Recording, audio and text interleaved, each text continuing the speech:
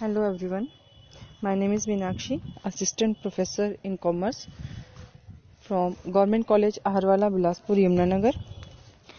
My topic is Goods and Services Tax.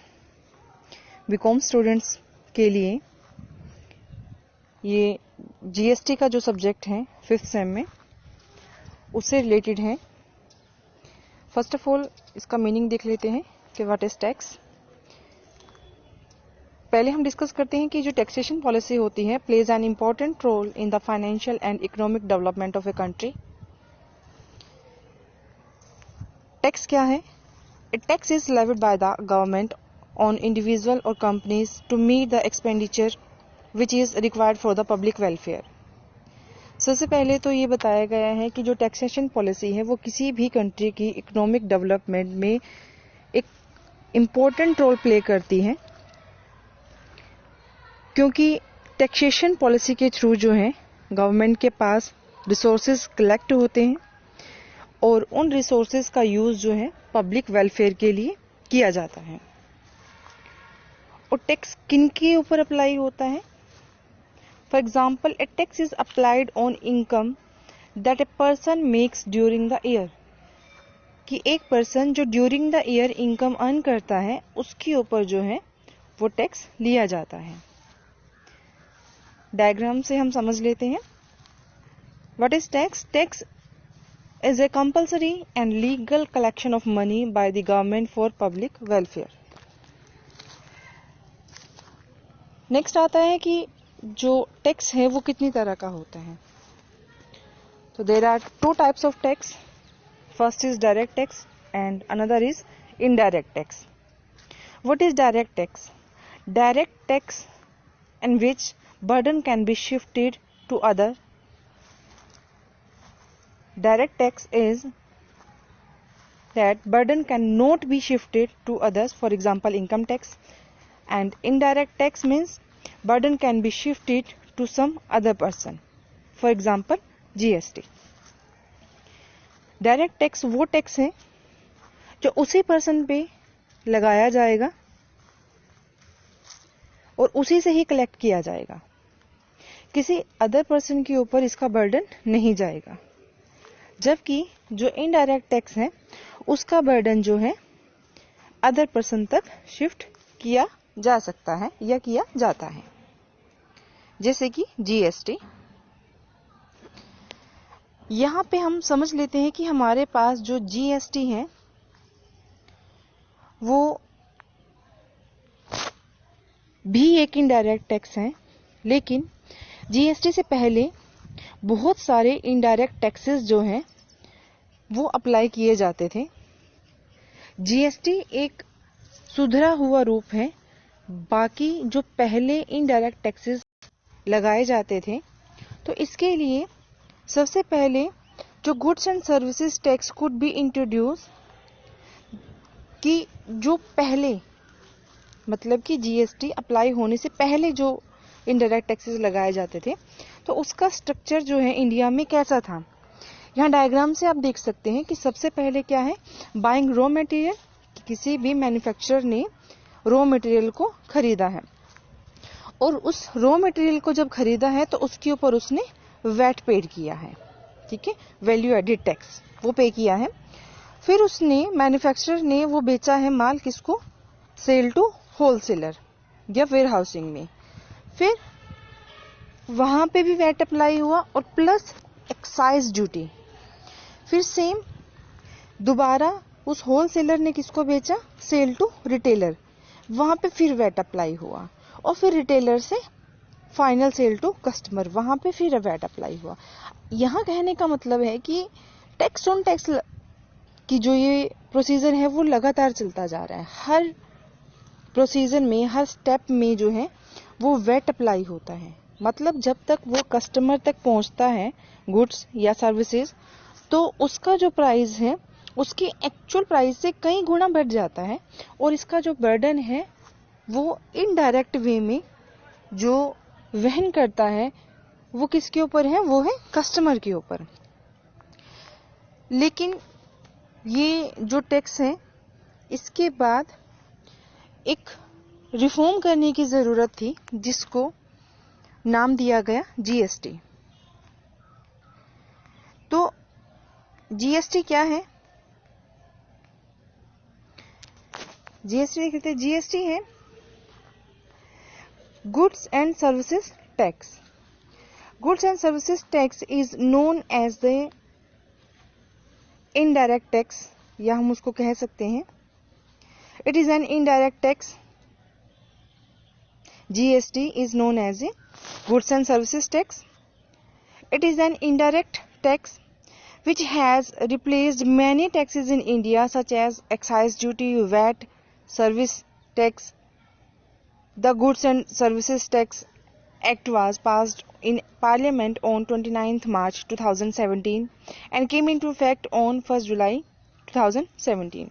Means इसको जब पास किया गया इस गुड्स एंड सर्विसेज एक्ट को, तो ये 29 मार्च 2017 को था, और जब ये इफेक्ट हुआ, मतलब जब ये अप्लाई हुआ, तो ये 1 जुलाई 2017 से जो है उसको अप्लाई करना शुरू किया।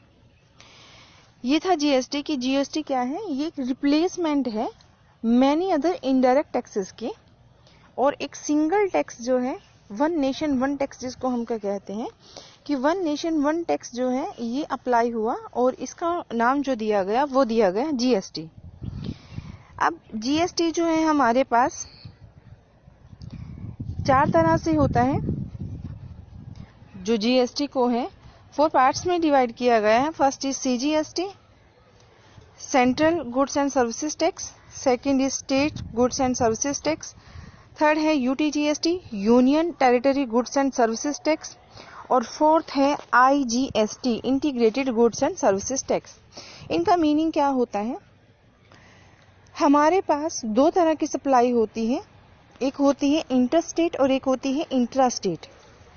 इंटर स्टेट मतलब किसी भी स्टेट के अंदर जब सप्लाई होती है, और इंटर स्टेट जब एक स्टेट से किसी दूसरे स्टेट तक सप्लाई की जाती है। तो जब जो हमारे पास सीजीएसटी है और एसजीएसटी है, ये हमारे पास इंट्रा स्टेट सप्लाई पे लागू किया जाता है, और जब one state to another state जाए तब उसके लिए आईजीएसटी जो है वो अप्लाई होती है। और हमारे पास हमारी 7 यूनियन टेरिटरीज हैं। उन 7 यूनियन टेरिटरीज पे जब माल की सप्लाई होती है, सप्लाई ऑफ गुड्स होता है, तो वहां पे यूटीजीएसटी जो है वो अप्लाई किया जाता है। यहाँ पे हम देख लेते हैं कि जो जीएसटी है उसका टैक्स स्ट्रक्चर जो है वो क्या है। जैसे कि हमने पहले जो टैक्स स्ट्रक्चर देखा, वो टैक्स स्ट्रक्चर था बिफोर इम्प्लीमेंटिंग जीएसटी, और अब जो टैक्स स्ट्रक्चर है इंडिया का वो आफ्टर इम्प्लीमेंटेशन ऑफ जीएसटी। तो इसमें गुड्स सप्लाइड और सर्विस प्रोवाइडेड जो भी किया जाए, या फिर बोथ, मतलब गुड्स प्रोवाइड कराए जा रहे हैं सर्विस, या फिर सर्विस प्रोवाइड कराई जा रही है। तो उसमें जैसे मैंने आपको बताया कि विद इन यूनियन टेरिटरी, जैसे सभी समझाया था कि वो सीजीएसटी और टीजीएसटी अप्लाई होता है, और विद इन स्टेट में सीजीएसटी और एसजीएसटी अप्लाई होता है, और between this state IGST will be applicable. अब हमारे पास जो है जीएसटी, इसमें डायग्राम के थ्रू आपको समझाया गया है कि जो सीजीएसटी है मतलब सेंट्रल टैक्स, वो किन टैक्सेस को मिला के जो है वो बना है। इसमें किन चीज़ों का कलेक्शन है, मतलब कौन कौन से टैक्स, कौन कौन सी ड्यूटी, कौन कौन सी चार्जेस थे, जिन सबको मिला के सीजीएसटी को जो है वो बनाया गया। इसमें central excise duty, additional duty of excise, excise duty levied under medical and territory preparation act, additional duty of customs, service tax, surcharge and cesses, इन सब को मिला के सेंट्रल टैक्स जो है वो बनता है।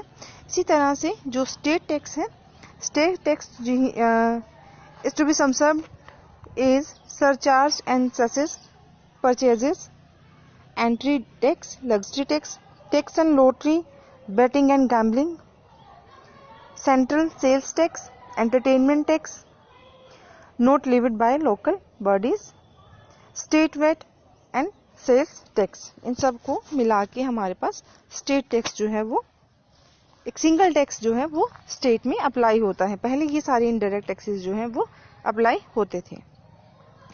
हमारे पास यहाँ पे कुछ फीचर्स हैं जीएसटी के जिसकी वजह से जीएसटी अप्लाई होना काफी सही माना गया। जैसे कि पहला है, GST has been introduce as a single tax, क्योंकि पहले बहुत सारे टैक्सेस होते थे, अब सिर्फ एक सिंगल टैक्स है जिसका नाम है जीएसटी।